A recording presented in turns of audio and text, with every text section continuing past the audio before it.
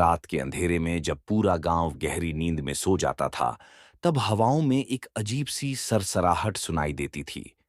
कोई नहीं जानता था कि यह किसकी आहट थी, लेकिन जो भी इस आवाज के पीछे गया, वह फिर कभी लौट कर नहीं आया।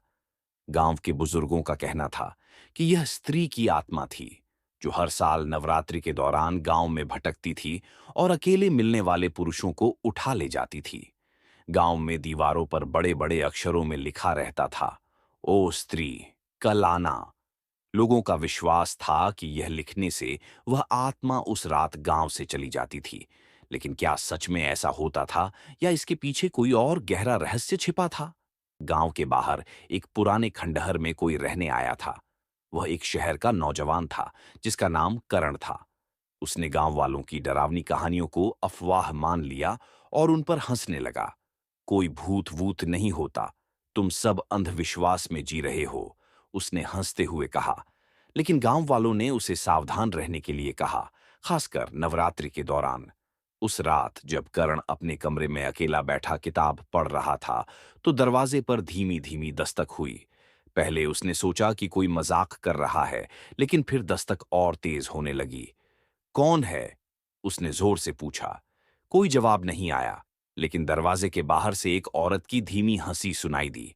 यह सुनकर करण का दिल तेजी से धड़कने लगा।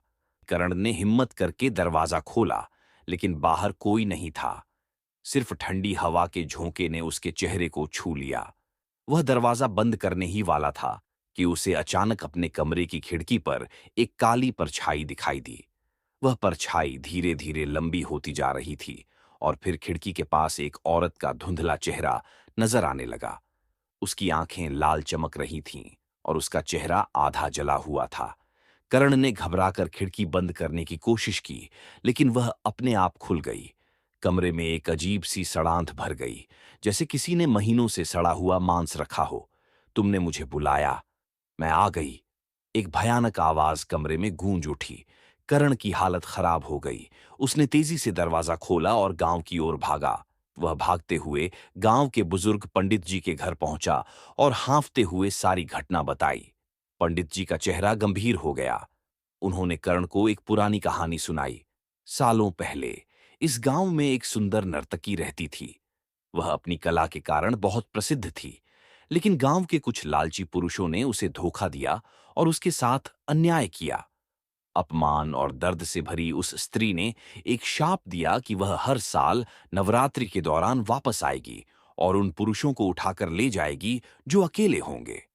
करण के चेहरे का रंग उड़ गया। उसे अब एहसास हुआ कि उसने गांव वालों की चेतावनी को हल्के में लेकर कितनी बड़ी गलती कर दी थी। पंडित जी ने करण को बताया कि अगर उसे बचना है, तो उसे उस स्त्री की आत्मा को शांति देनी होगी। लेकिन इसके लिए उसे दोबारा उसी खंडहर में जाना पड़ेगा और वहां एक विशेष मंत्र का जाप करना होगा। करण डर के बावजूद हिम्मत करके खंडहर पहुंचा। उसने मंत्र पढ़ना शुरू किया, लेकिन तभी हवा बहुत तेज चलने लगी। अचानक कमरे में से वही परछाई प्रकट हुई। तूने मुझे बुलाया, अब मैं तुझे नहीं छोड़ूंगी, स्त्री की भयानक आवाज गूंजी। करण ने अपनी पूरी शक्ति से मंत्र पढ़ना जारी रखा।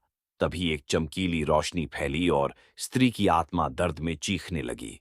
उसकी काली परछाई धीरे धीरे धुएं में बदलने लगी और देखते ही देखते वह गायब हो गई। करण बेहोश होकर जमीन पर गिर पड़ा। सुबह जब गांव वालों ने करण को खंडहर में बेहोश पाया, तो वे उसे उठाकर गांव ले आए। उस दिन के बाद से गांव में कोई पुरुष गायब नहीं हुआ। ओह स्त्री, कल आना अब भी दीवारों पर लिखा रहता था, लेकिन अब वह सिर्फ एक यादगार के रूप में था। करण ने गांव वालों से माफी मांगी और समझ गया कि हर अफवाह के पीछे एक सच्चाई होती है। स्त्री चली गई थी, लेकिन क्या वह कभी दोबारा लौटेगी? यह कोई नहीं जानता।